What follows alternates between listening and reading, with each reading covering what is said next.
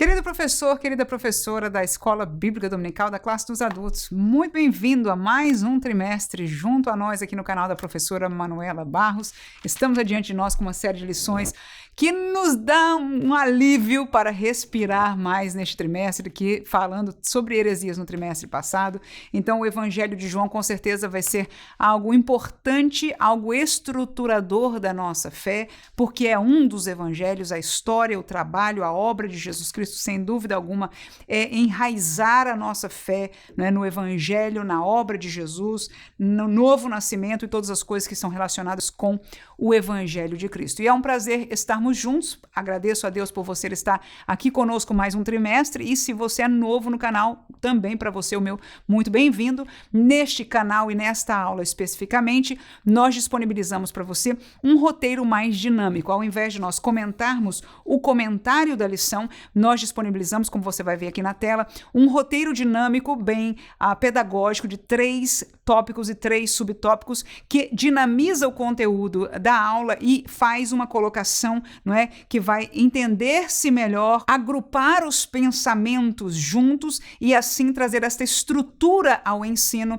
E nós temos o prazer de compartilhar como recurso adicional para você, professor, que queira colocar junto com um tópico ou no lugar da leitura, no caso da revista, usar como começo ou introdução, ou enfim, como você entenda fazê-lo, mas entendemos que esta maneira não só é a que eu pessoalmente a uso, mas é um recurso adicional para você. Aos que estão sempre aqui conosco, já conhecem, nós vamos já fazer a divisão, né, desta primeira aula, onde nós temos intitulado O Verbo que se tornou carne. Nós vamos estar dividindo em 3 tópicos, conforme está na nossa lição. O primeiro deles, Jesus como verbo. Segundo, vamos falar de Jesus como luz e terminaremos falando de Jesus como o nosso Salvador. Jesus como verbo, nós vamos observá-lo sobre 3 visões. Primeira dela, a palavra eterna, um Deus santo e imutável. Em segundo lugar, a palavra como sombra, e nós vamos nos lembrar do que foi o tabernáculo do Antigo Testamento. E em terceiro lugar, a palavra completamente expressa,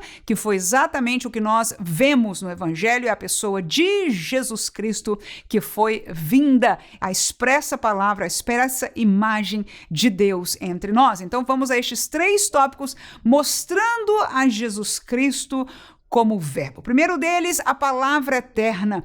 João capítulo 1, versículo 1 ao 3, este texto que nós tivemos o privilégio de estudar no semestre passado, mas que agora temos adiante de nós aqui, muito conhecido nosso, mas ao mesmo tempo muito profundo. Leiamos este texto que diz: no princípio era o verbo, e o verbo estava com Deus, e o verbo era Deus. Ele estava no princípio com Deus.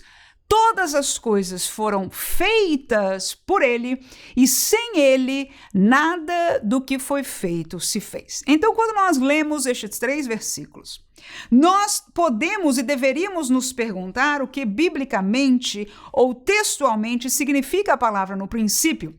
Ela fica bem esclarecida no versículo 3º, que diz que neste tempo, princípio, as coisas que nós conhecemos foram feitas.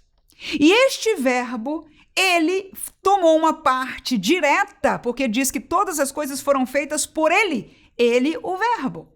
Este verbo, então, tem uma parte direta no fazer de todas as coisas, e este fazer trata-se da criação que nós conhecemos, a sua história no Gênesis capítulo 1. Ora, no princípio era o verbo, e o texto ainda diz que não só ele estava com Deus, mas ele era Deus. São outros 2 aprendizados aí.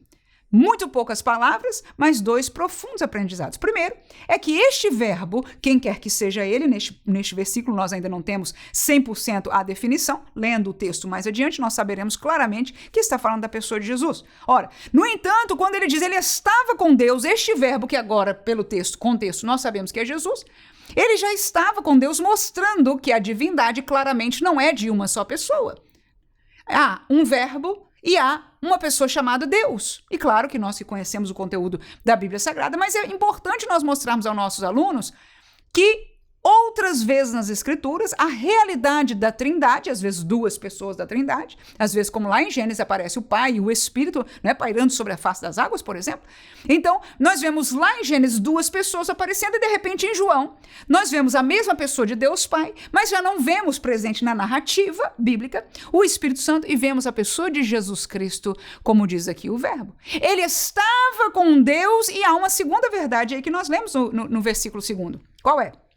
O Verbo era Deus. Ou seja, este aprendizado sobre a Trindade está presente nestes versículos aqui. Pelo menos, claramente, as duas pessoas da Trindade, o Pai e o Filho. Então, com isso, nós aprendemos que Jesus, esta palavra, é uma palavra eterna.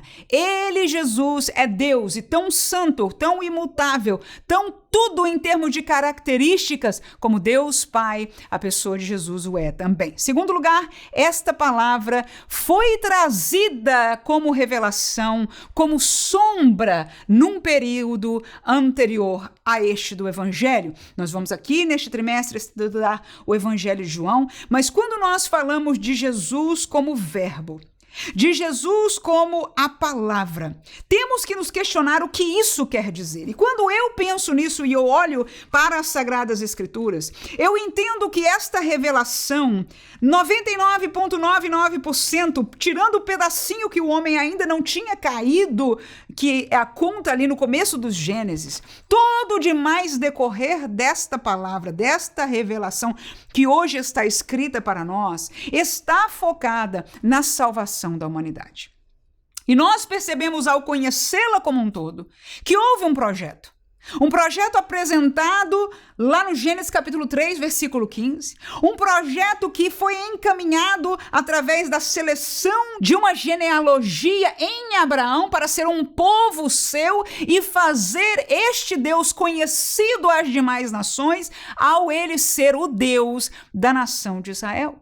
Eu vejo, como nós vamos estudar neste segundo tópico, Jesus aparecendo como sombra, este Salvador que é o ápice, que não só foi a promessa de Gênesis 3,15, que disse da semente da mulher, haveria de nascer um, não é? Que esmagaria a cabeça da serpente, trazendo esta vitória espiritual para a humanidade, mas nós vemos também ele sendo esta figura no período do tabernáculo, e no tabernáculo nós temos Jesus como figura em algumas coisas ali, mormente com certeza no sistema sacrificial, não é? Que ele haveria de ser este cordeiro perfeito que agora tiraria o pecado da humanidade. Então nós vemos que a palavra revelada de Deus é o plano salvífico, é o caminho que ele apresentou ao homem desde o tempo da sua criação, desde que o pecado entrou até a finalização de todas as coisas na eternidade. O foco está na salvação do homem, na restauração da sua comunhão com Deus. E esta palavra, desde Gênesis 3,15, quando foi apresentada como uma obra futura, ela já existia na eternidade. Aleluia! E esta palavra, então, foi revelada para nós aos poucos, mas a vívida realidade dela esteve aqui encarnada na pessoa de Jesus. Ele é a encarnação de todo o projeto de Deus para a salvação, que foi eterno, que foi sabido desde a eternidade, mas que foi apresentado como sombra no Antigo Testamento. Não se conhecia ao certo que era Jesus que viria, mas através da revelação daquilo que Deus fez Moisés ver e disse, faça como modelo que te foi mostrado. Então a sombra daquelas coisas mostravam, apontavam para a figura que haveria de aparecer, e este era Jesus o Cristo. Capítulo 10 de Hebreus, versículo 1 diz, porque tendo a lei, a sombra dos bens futuros, e não a imagem exata das coisas, nunca, pelos mesmos sacrifícios que continuamente se oferecem cada ano, pode aperfeiçoar os que a eles se chegam. Então nós vemos aí claramente as palavras que nós estamos estudando agora, que a lei que foi dada a Moisés, com todas as suas cerimônias, com todos os seus dítames, eram uma sombra, não é, de algo existente que haveria de ser revelado em sua inteireza no futuro, né? Então ele não era a imagem exata nem daquilo que seria Jesus, nem daquilo que estava no céu naquele momento, não é? Mas era o quê? Uma sombra. E estes sacrifícios, este lado sacrificial, cerimonial, não podia, é o foco do autor aos Hebreus neste ponto, aperfeiçoar, enquanto hoje o sacrifício de Cristo, aquilo, fonte revelada, completa, a palavra agora 100% revelada, não como em sombra, não só vem perdoar, mas purificar e aperfeiçoar aquele que o recebe pela fé. Então, 9 de Hebreus ainda, nós vamos ler 3 versículos aí, o primeiro, o 8º e depois o 11º, que diz o seguinte: ora, também o primeiro tinha ordenanças de culto divino e um santuário terrestre. Versículo 8, dando nisso a entender o Espírito Santo, que ainda o caminho do santuário não estava descoberto, enquanto se conservava em pé o primeiro tabernáculo, mas vindo Cristo, o sumo sacerdote dos bens futuros, aparece aí outra vez essa palavra, por um maior e mais perfeito tabernáculo, não feito por mãos, isto é, não é desta criação. Então você veja nestes versículos aí, algo muito profundo. Nós não podemos, com certeza, tomar o tempo para detalhar todas as coisas, mas quando se fala dos bens futuros, termina aí no versículo 11, falando que Cristo é um sacerdote, não é, de um tabernáculo que não é feito mais por mãos dos homens, que existe, não é? E de algo que ainda haverá de ser alcançado por nós. No entanto, menciona ainda no versículo 8 que o caminho do santuário ainda não estava descoberto enquanto se conservava em pé o primeiro tabernáculo, mostrando que o quê? Que o primeiro tabernáculo, lá de Moisés, lá do deserto, que aquele sistema sacrificial antigo, não só nós já estudamos, que não aperfeiçoava o homem, ele ainda estava preso em realidades humanas visíveis que haveria de ser revelado o seu entendimento espiritual.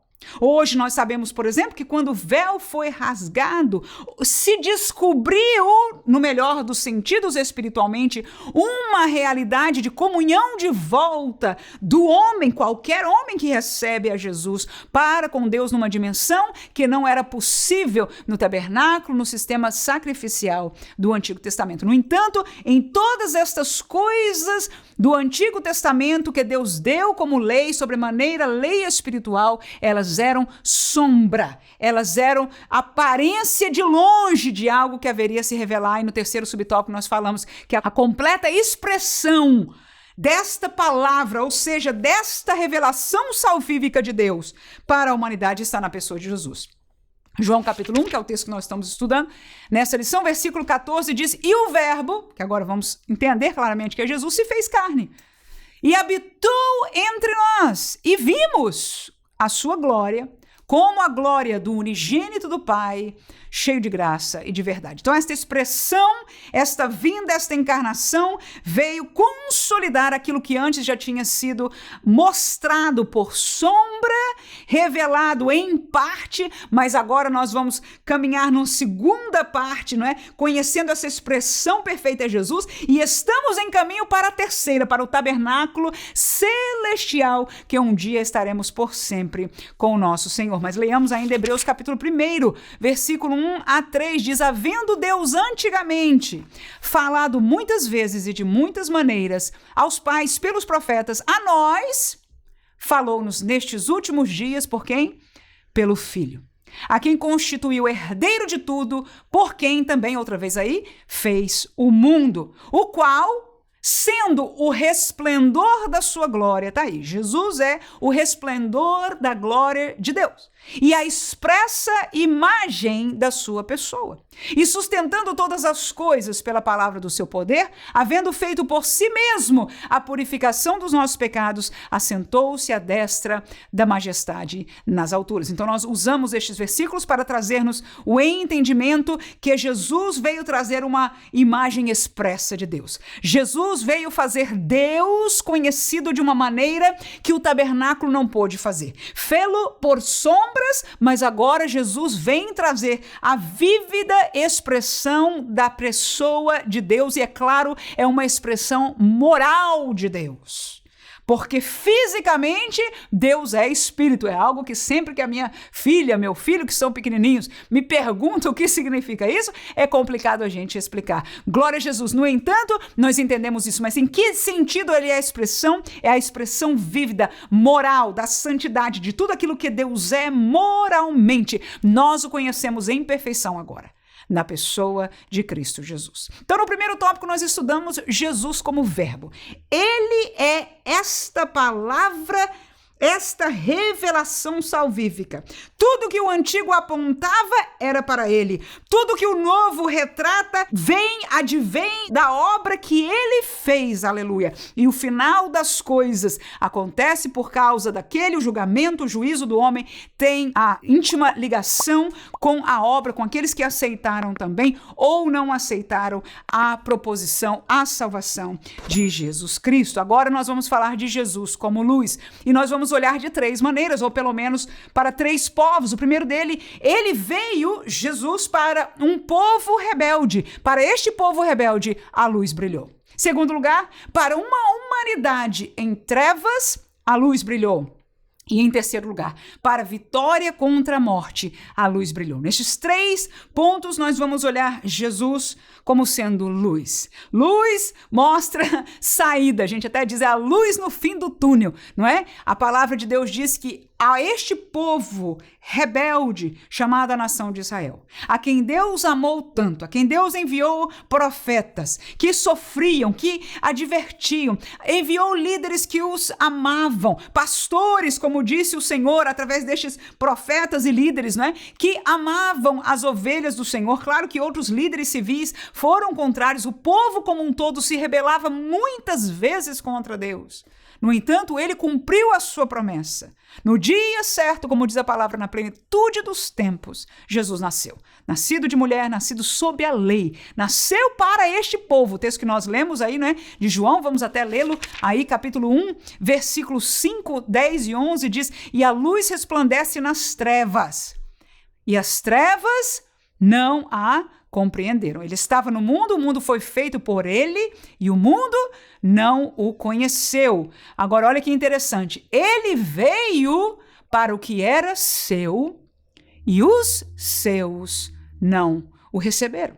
Então, neste momento, na introdução de João, o discípulo, o apóstolo, ao seu evangelho, ou seja, o seu contar, o seu explicar, o seu recontar da história que ele viveu ao lado de Jesus, né? Então, ele conta nesta visão sumária, né, da vinda do Filho de Deus espiritual, deste verbo encarnado. E nós reconhecemos que para o mundo, vamos falar daqui a pouco, ele foi uma luz, ele veio ser esta luz, mas ele veio para o que era seu. Quem era o povo seu? No tempo que Jesus veio, quem esperava o Messias? Era a nação de Israel. E o Messias veio. Aleluia! Veio cumprir profecias que os judeus se questionavam. Quando aconteceria e como aconteceria? Porque haviam profecias de alguém que sofreria, de alguém que era meigo, de alguém em condições sofredoras, de um trabalho, de uma obra espiritual. Mas havia profecias de um rei que haveria, inclusive, de fazer o povo de Deus ser superior às demais nações. E quando este Messias veio, e era Jesus, os seus não o receberam, que nós reconhecemos da história bíblica. João capítulo 3, versículo 19, diz: "E a condenação é esta, que a luz veio ao mundo, e os homens amaram mais as trevas do que a luz, porque as suas obras eram más." E o interessante de ver isso aí é porque não está se referindo ao dia de hoje, está se referindo ao tempo que Jesus veio. E quando Jesus veio, ele não se apresentou para todo mundo da época. Nós vamos encontrar Paulo, por exemplo, sendo um grande evangelista quase de todo o mundo da época. Ele viajou muito distante levando o evangelho, mas Jesus não. Ele se ateve àquelas regiões ali, né, onde habitavam o seu povo. Até nós temos alguns episódios de pessoas que vinham de fora encontrar com ele, às vezes até alguma, né, como ele falou para aquela mulher, eu não vim dar pão, não cabe, não é dar pão aos cachorrinhos e etc. Ou seja, mostrando claramente que ele veio para aquele seu. E é interessante ver que ele diz que ele veio ao mundo, mas os homens, aí a pergunta contextual de João é essa: que homens? Nós às vezes pensamos e olhamos para o povo de Israel e já os santificamos porque são israelitas, porque são chamados povo de Deus. Mas este povo pecou, este povo traiu ao Senhor continuamente, e quando o seu Messias veio, infelizmente, para nossa tristeza, mas é a realidade bíblica, não receberam. E por isso hoje houve esta mudança que nós vivemos, né? Deus vai voltar a tratar com Israel, mas este é um tempo que nós vivemos, que o foco agora de salvação, não é que nenhum judeu não possa salvar, com certeza, mas está pela graça para o mundo gentílico. No entanto, quando Jesus nasceu de Maria, no ministério que ele viveu aqui na terra, ele veio para este povo rebelde, aleluia, mas para ser o seu salvador, conforme a promessa da palavra de Deus. Vamos para o segundo subtópico, que diz: para uma humanidade em trevas, a luz brilhou. Este era um mistério, segundo o texto que nós estudamos, não vamos estar falando com certeza em detalhes aqui, mas Paulo fala disso de uma maneira brilhante. Ele diz: o mistério que estava oculto desde a eternidade. Este mistério, ele diz, é Cristo em nós, a esperança da glória, nós, quem o mundo gentílico não se esperava, sob a visão de Israel, que o mundo gentílico, que o mundo pagão, um dia teria a possibilidade de ser chamados filhos de Deus, co-herdeiros com eles. O privilégio foi grande dado a Israel, e eles, vez atrás outra, traíram ao seu Deus. Mas Deus cumpriu o seu querer, porque Deus, não tendo por quem jurar, ele jurou pela sua destra. Aleluia! E aquilo que ele prometeu a Israel, ele fez, ainda há o que cumprir, biblicamente falando.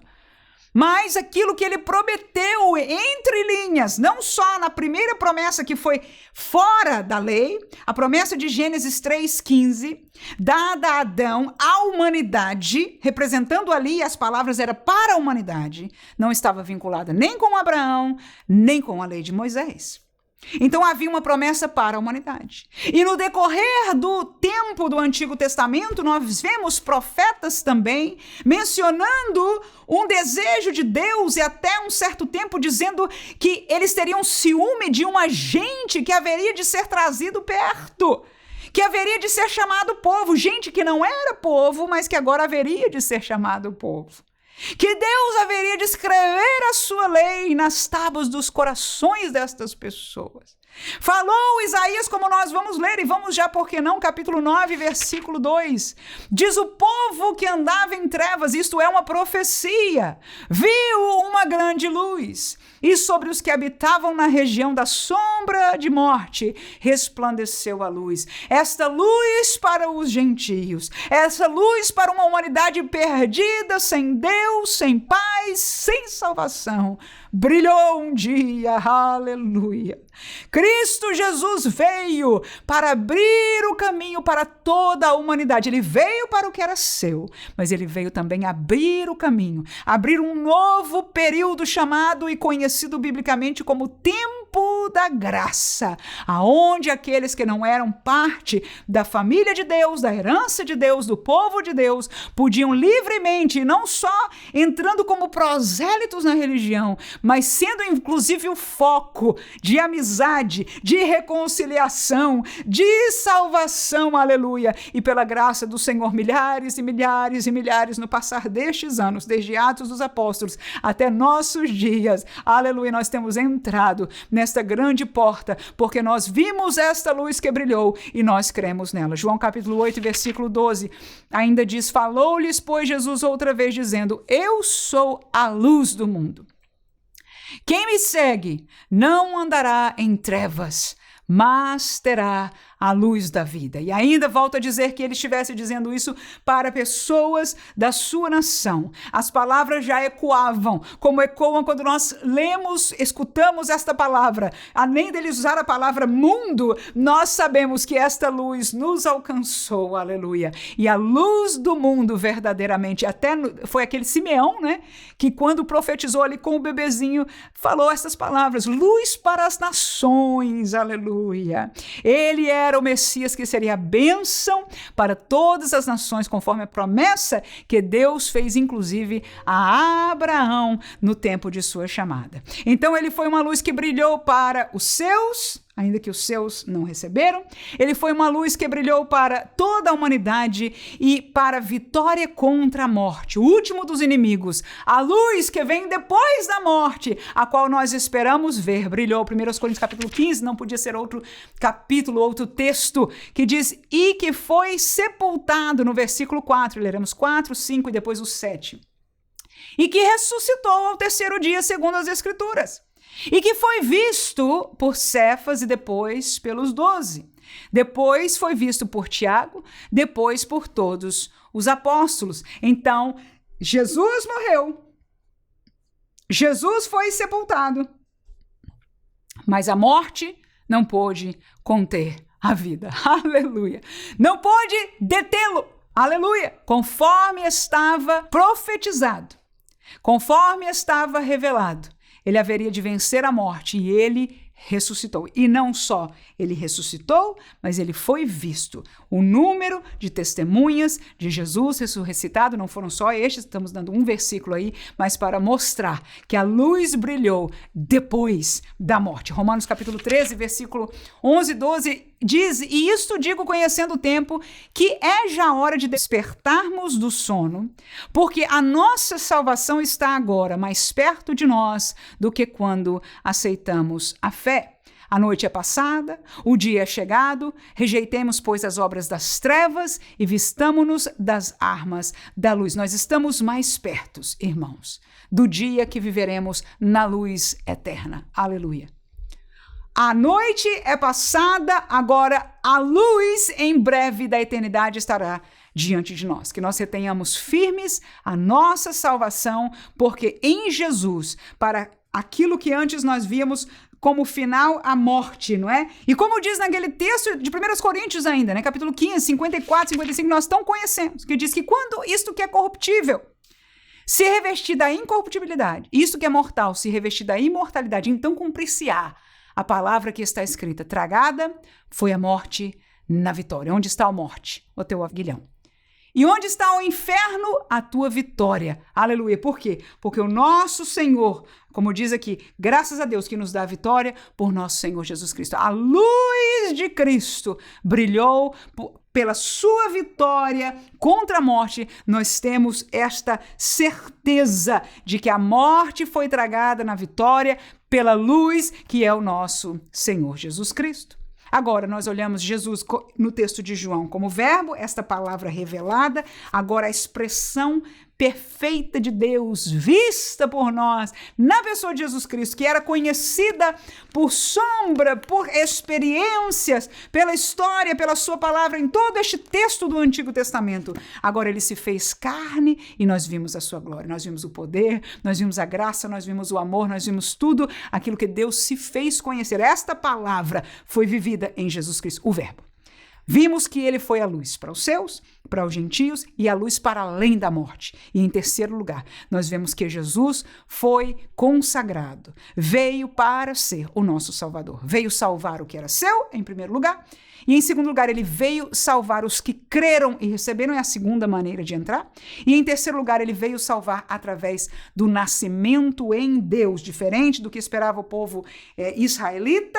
A salvação seria algo espiritual, uma experiência de um novo nascimento espiritual. Eles estavam acostumados em receber o perdão através de rituais de obediência, mas eis um novo testamento em Cristo Jesus, que haveria um novo nascimento, que é o centro, né, da nossa aula segunda, não vamos falar com certeza em detalhes. Jesus como Salvador veio salvar o que era seu, o texto aí que nós estamos estudando hoje, João capítulo 1, versículo 11, diz, veio para o que era seu, e os seus o quê? Não o receberam, mas ele veio para eles. Atos capítulo 13 e versículo 23 diz, da descendência deste, conforme a promessa, levantou Deus a Jesus. Para quê? Para Salvador de Israel. Então, vez em vez, de novo, nós vemos palavras desde Simeão, desde a história da igreja, como vemos em Atos capítulo 13, a lembrança da história do passado, da revelação de Deus, apontando para Jesus, vindo salvar o seu povo, a nação de Israel. Mas não só ele veio, como nós já comentamos um pouco aqui, salvar a Israel. Ele veio trazer um cumprimento de uma promessa que estava escondida, que era pouco percebida, de um povo que não era povo, de uma gente que não tinha nada para agradar a Deus. E é verdade, em nós mesmos, gentílicos, não tinham nada, não conhecíamos nada, éramos inimigos de Deus. No entanto, ele veio para que todo aquele que cresce, para que todo aquele que o recebesse, aleluia. Ele não escolheu alguns para a salvação, como muitos querem crer. Segundo a Bíblia Sagrada, todo aquele que nele crê, aleluia, nós conhecemos este texto, pode recebê-lo como seu Salvador. Capítulo 1 de João, que é o texto que nós estamos estudando, versículo 12, diz, mas a todos quantos o receberam, deu-lhes o poder.